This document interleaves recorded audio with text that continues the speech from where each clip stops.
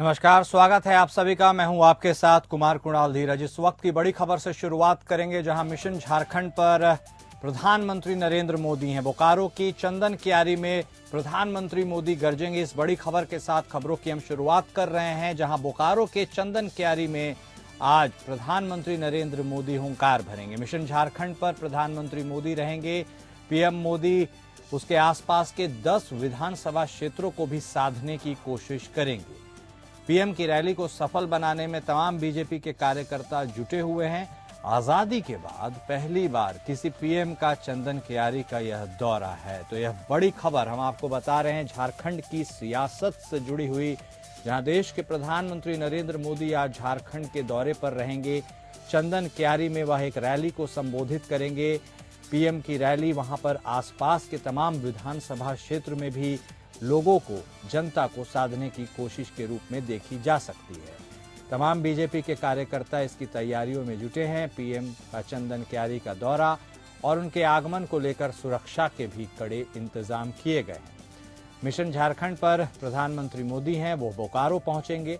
बोकारो के चंदन कियारी प्रखंड के चंडीपुर मैदान में पीएम मोदी की चुनावी सभा आज होनी है।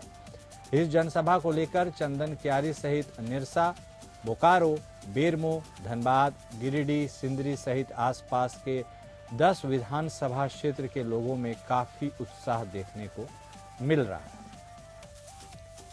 यहां की जनता काफी खुश है। आजादी के बाद पहली बार कोई प्रधानमंत्री चंदन कियारी की धरती पर कदम रख रहे हैं। नेता प्रतिपक्ष अमर कुमार बावरी पीएम की चुनावी सभा को सफल बनाने के लिए गठित संचालन समिति के साथ बैठक कर आवश्यक दिशा निर्देश देते हुए नजर आ रहे हैं। तो आज प्रधानमंत्री मोदी की चंदन कियारी में एक रैली होनी है और यह रैली काफी अहम मानी जा रही है, क्योंकि इससे उसके बगल के सटे हुए सभी विधानसभा क्षेत्र के लोगों को भी साधने की कोशिश समझी जा सकती है प्रधानमंत्री मोदी की। तो पीएम मोदी के आगमन को लेकर सुरक्षा के भी कड़े इंतजाम किए गए हैं। तमाम बीजेपी के कार्यकर्ता भी उनके इस रैली और जनसभा को सफल बनाने के लिए जी जान से जुटे हुए हैं। कई अन्य नेता के वहां पर उपस्थित रहने की उम्मीद जताई जा रही है। खुद झारखंड विधानसभा में नेता प्रतिपक्ष अमर कुमार बावरी उनकी इस सभा को सफल बनाने के लिए मॉनिटरिंग कर रहे हैं। तो पीएम की रैली है आज बोकारो के चंदन कियारी में। जी हां, बोकारो का चंदन कियारी वह इलाका जहां देश की आज़ादी के बाद पहली बार कोई प्रधानमंत्री वहां जा रहे हैं, रैली को संबोधित कर रहे हैं। आपको बता दें कि झारखंड में आगामी विधानसभा चुनावों को लेकर अब सरगर्मियां काफी तेज हैं। 13 नवंबर को पहले फेज की वोटिंग होनी है, 20 नवंबर को दूसरे फेज की वोटिंग है, 23 नवंबर को नतीजे आएंगे। तो यह समझा जा सकता है कि बमुश्किल बहुत ही कम वक्त अब बचा हुआ है। आज 10 तारीख है और 13 तारीख को वोटिंग होनी है पहले चरण में, इसीलिए तमाम पार्टियां अपनी ताकत झोंकने में जुटी हुई है। प्रधानमंत्री मोदी भी इसी बाबत आज चंदन कियारी पहुंचेंगे।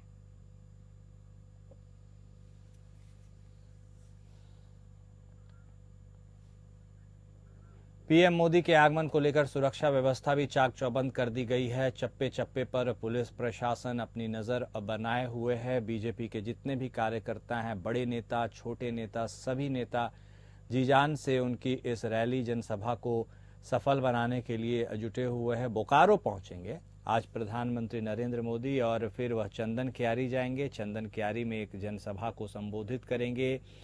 कई बड़े बीजेपी नेताओं के वहां पर उपस्थित होने की भी उम्मीद जताई जा रही है।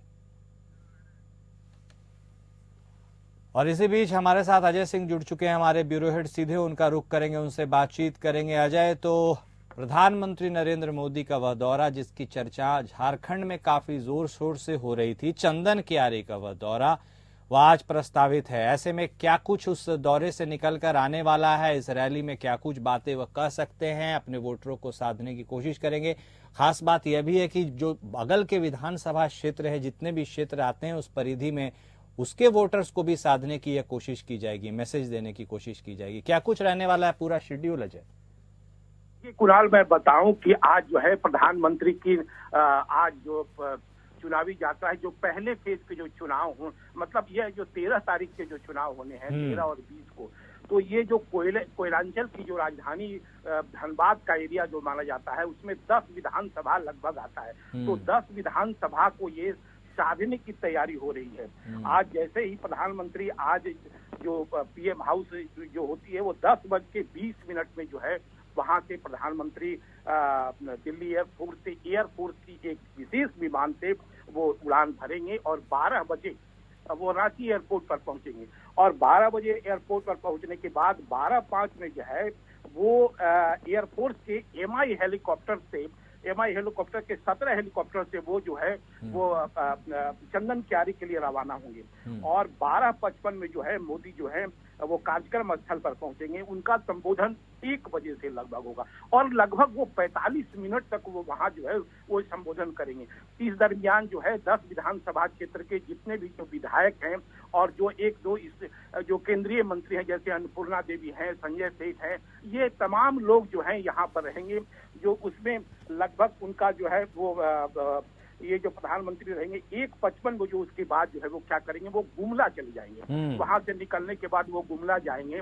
तो प्रधानमंत्री की जो यात्रा है, जो कोयलांचल को जो ये इलाका है, ये देखा जाए तो ये भाजपा समर्थित इलाका रहता है। यहाँ पर जो है नगरीय और उपनगरीय जो है जो क्षेत्र होते हैं वहां पे ही ये लगभग ये इनका है। तो इसमें लगभग 1 लाख लोगों की आने की संभावना है, जो जिसमें तमाम जो कार्यकर्ता हैं और जो वहाँ जो अमर बावरी का जो क्षेत्र है, जो चंदन क्यारी से अमर बावरी चुनाव लड़ते हैं, जो अभी विधायक दल के नेता भी हैं, तो उनके जो है सो उन्होंने खास तौर से जो है वो अपने लिए वो लगभग वो तैयारी करके रखी है। चलिए, तो तैयारी करके रखें, आप नजर बनाए रखिएगा अजय। हम आपके साथ बाद में भी जुड़ेंगे और अपडेट साझा करेंगे। तो हमारे ब्यूरो हेड अजय बता रहे थे कि किस तरह से धनबाद और कोयलांचल के आसपास के 10 विधानसभा क्षेत्र के तकरीबन 1 लाख लोगों को वहां पर मौजूद रहने की इस बार गुंजाइश है और तमाम लोगों को साधने की भी कोशिश पीएम मोदी करेंगे।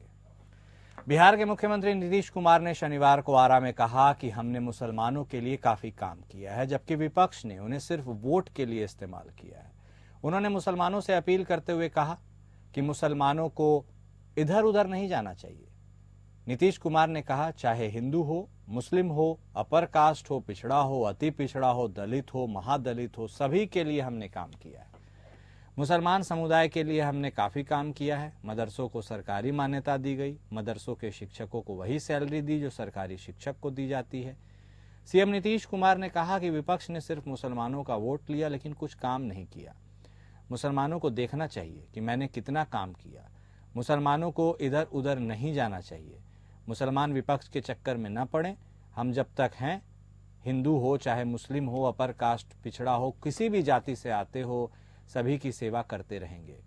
वहीं बिहार की पूर्ववर्ती सरकारों पर निशाना साधते हुए नीतीश ने कहा कि 1989 में भागलपुर में हिंदू मुस्लिम दंगा हुआ था, कुछ नहीं किया गया। हम लोग तो 2005 में आए, जांच कराई, गड़बड़ी निकली, उनके खिलाफ कार्रवाई हुई। उन्होंने कहा कि हमने महिला सशक्तिकरण पर भी काफी जोर दिया। और इस बीच एक अगली बड़ी खबर हम आपको बता दें जो महाराष्ट्र की सियासत से आ रही है। आज बीजेपी का घोषणा पत्र वहां पर जारी होने वाला है। महाराष्ट्र विधानसभा चुनाव के संकल्प पत्र यानी घोषणा पत्र को जारी किया जाएगा। बीजेपी का संकल्प पत्र केंद्रीय गृह मंत्री अमित शाह जारी करेंगे। वादों का पिटारा खोलेंगे। मंच पर बीजेपी के दिग्गज नेता अमित शाह के साथ कई लोग मौजूद रहेंगे। केंद्रीय गृह मंत्री अमित शाह आज मुंबई में महाराष्ट्र विधानसभा चुनाव के लिए बीजेपी का संकल्प पत्र जारी करेंगे। तो यह बड़ी खबर हम आपको बता रहे हैं, जहां महाराष्ट्र में घोषणा पत्र अब जारी किया जाएगा। विधानसभा चुनाव के लिए बीजेपी का संकल्प पत्र जारी होगा। गृह मंत्री जनता के बीच पार्टी के वादों का पिटारा खोलेंगे। बीजेपी का यह कार्यक्रम बांद्रा के सोफिटेल होटल में आयोजित किया जाएगा। बीजेपी के संकल्प पत्र जारी करने से पहले ही 5 नवंबर को सीएम एकनाथ शिंदे ने कोल्हापुर में रैली के दौरान महायुति के घोषणा पत्र के 10 वादों का ऐलान किया था। इसमें लाडली बहना योजना से लेकर किसान, सीनियर सिटीजन की पेंशन और आंगनबाड़ी को लेकर वादे थे। इस दौरान महाराष्ट्र के दोनों डिप्टी सीएम देवेंद्र फडणवीस और अजीत पवार भी कार्यक्रम में मौजूद थे। बीजेपी के घोषणा पत्र जारी होने से पहले कांग्रेस अपना घोषणा पत्र जारी कर चुकी है।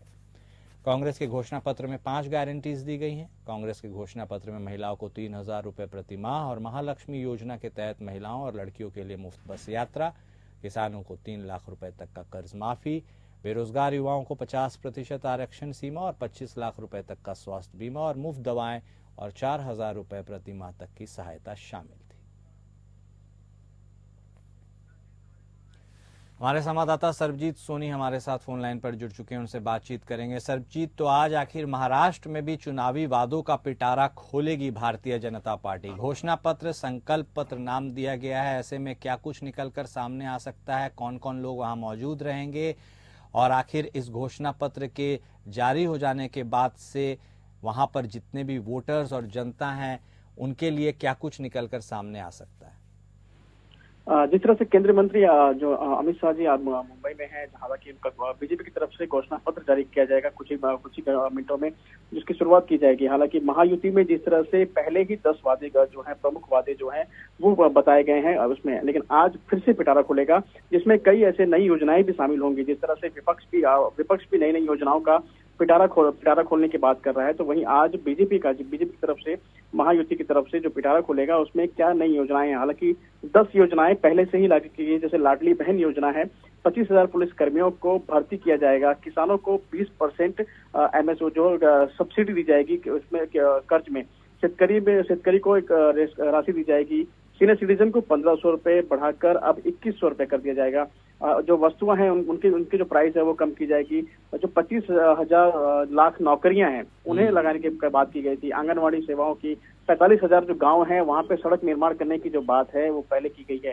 हालांकि 10 जो है योजनाएं 10 जो है वो पहले ही बता दिया गया है। आज फिर से जो पिटारा खुलेगा उसमें क्या क्या नई योजनाएं हैं इस पर सबकी निगाहें हैं, और बीजेपी अपने भी जिस तरह से मैनिफेस्टो जारी करती है क्या क्या उसमें होता है और वहाँ पे क्या क्या आगे लाभ मिलता है, पूरी तरह से जो निगाहें हैं अमित शाह के भाषण पे लगे हुए हैं। ठीक है, बहुत धन्यवाद सरबजीत हमारे साथ जुड़ने के लिए, बातचीत करने के लिए। इस बीच जम्मू कश्मीर से एक बड़ी खबर आ रही है, जहां श्रीनगर में सुरक्षा बल और आतंकियों के बीच मुठभेड़ हुई है। 2 से 3 आतंकियों के छिपे होने की आशंका जताई जा रही है। तो ये बड़ी खबर जम्मू कश्मीर से आ रही है, जहां श्रीनगर में सुरक्षा बल और आतंकियों के बीच एक मुठभेड़ हो रही है। सोपोर में एक दहशतगर्द भी ढेर कर दिया गया है। इसके साथ ही ये कयास लगाए जा रहे हैं कि 2 से 3 आतंकी अभी भी छिपे हो सकते हैं। जम्मू कश्मीर के बारामूला जिले के सोपोर में सुरक्षा बलों और आतंकवादियों के बीच मुठभेड़ में एक आतंकवादी मारा गया है। सोपोर में 24 घंटे से भी कम समय में सुरक्षा बलों ने एक आतंकी को ढेर कर दिया है। यह बड़ी खबर श्रीनगर से, जहां सुरक्षा बल और आतंकियों के बीच मुठभेड़ जारी है। कुछ आतंकियों के छिपे होने की आशंका है। श्रीनगर जिले में भी मुठभेड़ शुरू हो चुकी है। श्रीनगर के हरवान इलाके में आतंकवादियों और सुरक्षा बलों की संयुक्त टीम के बीच मुठभेड़ चल रही है। माना जा रहा है कि 2-3 आतंकवादी छिपे हुए हैं। ऑपरेशन जारी है। रामपुरा राजपुरा के जंगलों में शनिवार शाम को मारे गए आतंकी की शिनाख्त अभी नहीं हुई है। ऐसा माना जा रहा है कि यह दहशतगर्द बांदीपुरा में 2 दिन पहले मारे गए पाकिस्तानी आतंकी का साथी है, जो मुठभेड़ के दौरान भाग निकला। हमारे संवाददाता शेख दाऊद हमारे साथ जुड़ चुके हैं, उनसे बातचीत करेंगे। शेख, जम्मू कश्मीर की फिजा में अब जिस तरह गोलियों की गूंज रही है लगातार, अमूमन अब कोई नई बात नहीं रही है। ऐसे में कुछ दिन पहले, तकरीबन 2 दिन पहले हम बात कर रहे थे एक आतंकवादी मुठभेड़ की सुरक्षा बलों के साथ, आज फिर से हुई है। इस पूरे मामले में दर्शकों को अपडेट दीजिए। कुणाल, बिल्कुल सही। ये जो जम्मू कश्मीर में कुछ हफ्ते कंटिन्यू इनकाउंटर्स देखने को मिल रहे हैं। पहले बांडीपोरा, उसके बाद कुपवारा, और 2 दिन पहले सोपोर में, जहाँ पे 2 जो पाकिस्तानी मिलिटेंट उनको मार दिया गया है। और कल रात को सोपोर के रामपुरा इलाके में एक और इनकाउंटर हुआ, जिसमें एक मिलिटेंट को मारा गया है। उससे कुछ सामान भी रिकवर किया गया है और वहाँ पे तलाशी कार्रवाई जारी है। और अभी एक और बड़ी खबर आ रही है सेंट्रल कश्मीर श्रीनगर से, जहाँ पे निशात जो एरिया है वहाँ पे इनकाउंटर शुरू हुआ है। जो वहाँ पे इनपुट आ रहा है, 2 से 3 मिलिटेंट इस फॉरेस्ट में छुपे हुए हैं और गोलियों का जो तबादला है वो जारी है। इस एरिया को कॉर्डर में लिया है जम्मू कश्मीर पुलिस, आर्मी और सीआरपी ने, तो ये इनकाउंटर अभी जारी है। शुक्रिया शेख आपका हमारे साथ बातचीत करने के लिए और तमाम जानकारी देने के लिए। उत्तर प्रदेश की ग्राम पंचायतों में मनरेगा के अंतर्गत काम करने वाले हजारों ग्राम रोजगार सेवकों के सामने रोजी रोटी और परिवार को पालने का संकट है। सामाजिक सुरक्षा की मांग को लेकर ग्राम रोजगार सेवक कई बार धरना प्रदर्शन भी कर चुके हैं। हालांकि उनकी मांगों पर अभी तक प्रशासन की नजर नहीं गई है। इसी कड़ी में ग्राम रोजगार सेवक वेलफेयर एसोसिएशन के प्रदेश उपाध्यक्ष सेवाराम गंगवार ने मुख्यमंत्री आदित्यनाथ से ग्राम रोजगार सेवकों की तकलीफों पर ध्यान देने और उनकी समस्याओं का निस्तारण करने की अपील की है। एसोसिएशन के प्रदेश उपाध्यक्ष सेवाराम ने सरकार से अपील की कि ग्राम रोजगार सेवकों के लिए अलग से बजट आवंटित करके प्रतिमाह नियमित मानदेय सुनिश्चित किया जाए। इसके साथ ही उनका नियमितीकरण किया जाए और नियमितीकरण होने तक ग्राम रोजगार सेवकों को प्रतिमाह 24,000 रुपए का मानदेय दिया जाए। साथ ही एचआर पॉलिसी का भी लाभ उन्हें मिले। एसोसिएशन के प्रदेश उपाध्यक्ष सेवाराम ने बताया कि मध्य प्रदेश, राजस्थान, छत्तीसगढ़ जैसे राज्यों में कहीं पर मानदेय बढ़ाने और कहीं पर एचआर पॉलिसी का लाभ दिया गया है। वैसा ही कदम राज्य सरकार को भी उठाना चाहिए।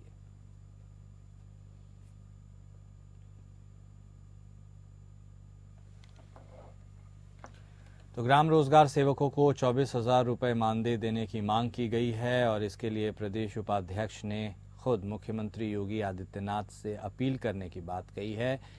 साफ तौर पर उनकी समस्याओं और तकलीफों को हल करने की ओर इशारा किया गया है। कहा गया है कि उनका नियमितीकरण भी किया जाए और जब तक ऐसा नहीं हो पाता है तब तक एक फिक्स्ड मानदेय उन्हें दिया जाए। जिस तरह से ग्राम रोजगार सेवकों की जिंदगी चल रही है, ऐसे में उसके ऊपर नज़र बनाई गई है, देखा गया है और साफ तौर पर सेवाराम गंगवार ने सरकार से अपील की है कि उनके लिए अलग से बजट को आवंटित किया जाए। इसके साथ ही एचआर पॉलिसीज का भी उनको लाभ दिया जाए। और इस बीच एक बड़ी खबर दिल्ली एनसीआर से, जहां प्रदूषण से हाल बेहाल हो गया है लोगों का और स्मॉग से राजधानी दिल्ली का बुरा हाल है। तो दिल्ली एनसीआर में प्रदूषण से हाल बेहाल है। बड़ी खबर हम आपको बता रहे हैं। अब तो लोगों के आंखों में चुभन, सांस लेने में जलन हो रही है। दिल्ली की हवा रिकॉर्ड 10वें दिन भी जहरीली बनी हुई है, जो बहुत खराब की श्रेणी में आता है। स्मॉग और शहर की गाड़ियों से निकलने वाले धुओं के साथ साथ और भी कई प्रकार की कंस्ट्रक्शन गतिविधियों के कारण शहर में प्रदूषण का स्तर काफी बढ़ गया है। तो यह बड़ी खबर दिल्ली से आ रही है। आसपास के क्षेत्रों, एनसीआर का इलाका भी इसमें शामिल है, जहां प्रदूषण से लोगों का जीना मुहाल हो गया है। प्रदूषण स्तर काफी बढ़ा हुआ है। रविवार की सुबह 7 बजे दिल्ली का AQI 339 दर्ज हुआ। दिन चढ़ते ही वायु प्रदूषण बढ़ने की संभावना जताई गई। आज सुबह से ही दिल्ली एनसीआर में धुंध का एक चादर सी बिछ गई थी, विजिबिलिटी कम हो गई थी, लोगों को सांस लेने में दिक्कत का सामना भी करना पड़ रहा है।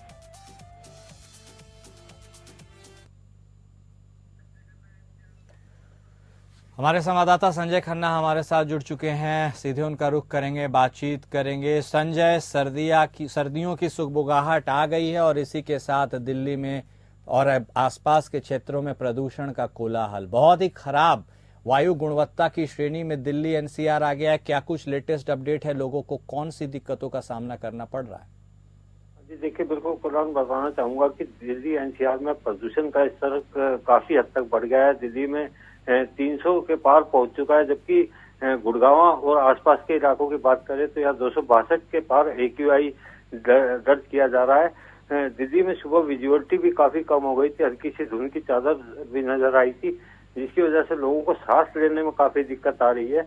डॉक्टरों की माने तो जो प्रदूषण का स्तर है, इसको देखते हुए उन्होंने साफ कर दिया है कि सुबह की सैर के लिए लोग ना निकलें, अपने घरों में ही रहें, घर के आसपास ही जितना हो सके उतनी थोड़ी बहुत सैर कर लें, लेकिन लंबी दूरी तक की सैर के लिए ना निकलें, क्योंकि स्तर कहीं ना कहीं ये जो है सांस की दिक्कत पैदा कर रहा है। जी ठीक है, बहुत धन्यवाद संजय आपका हमारे साथ जुड़ने के लिए, बातचीत करने के लिए।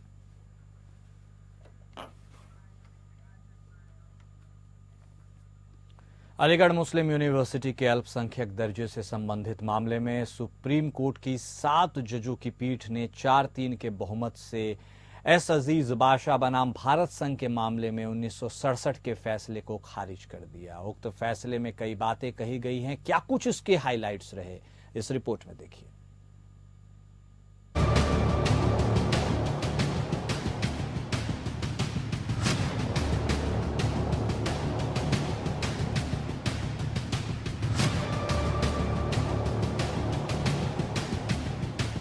अलीगढ़ मुस्लिम यूनिवर्सिटी को सुप्रीम कोर्ट से राहत मिली है। एएमयू की फिलहाल जो स्थिति है वो बरकरार रहेगी। सुप्रीम कोर्ट बहुमत से यह फैसला देने से इनकार किया कि एएमयू अल्पसंख्यक संस्थान है या नहीं।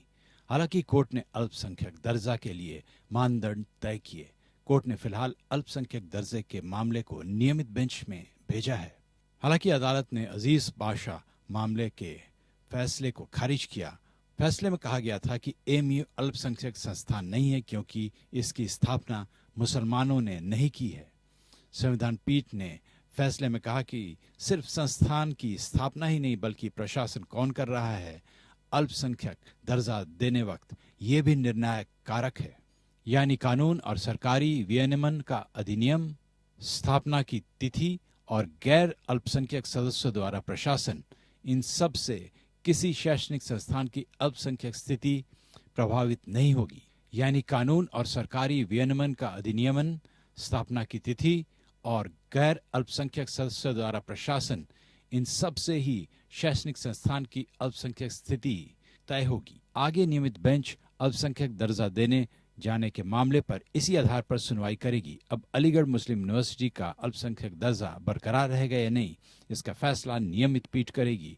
दरअसल सुप्रीम कोर्ट की 7 जजों की संवैधानिक पीठ ने 4-3 के बहुमत से यह आदेश दिया। 2006 में इलाहाबाद हाई कोर्ट ने अपने फैसले में अलीगढ़ मुस्लिम यूनिवर्सिटी को अल्पसंख्यक संस्थान नहीं माना था। इलाहाबाद हाई कोर्ट के फैसले से यह निष्कर्ष निकाला गया कि अलीगढ़ मुस्लिम यूनिवर्सिटी गैर अल्पसंख्यक संस्थान होने के नाते मेडिकल पीजी कोर्स में मुस्लिम उम्मीदवारों के लिए 50% सीटें आरक्षित नहीं कर सकता। उच्च न्यायालय के फैसले के खिलाफ सुप्रीम कोर्ट में याचिका दायर की गई, जिस पर सुनवाई के दौरान साल 2019 में सुप्रीम कोर्ट की 3 जजों की पीठ ने मामले को 7 जजों की पीठ के पास भेज दिया। सुनवाई के दौरान सवाल उठा कि क्या कोई विश्वविद्यालय जिसका प्रशासन सरकार द्वारा किया जा रहा है, क्या वह अल्पसंख्यक संस्थान होने का दावा कर सकता है। इस मामले पर सुनवाई पूरी कर सुप्रीम कोर्ट की 7 जजों की पीठ ने 1 फरवरी 2024 को फैसला सुरक्षित रख लिया था।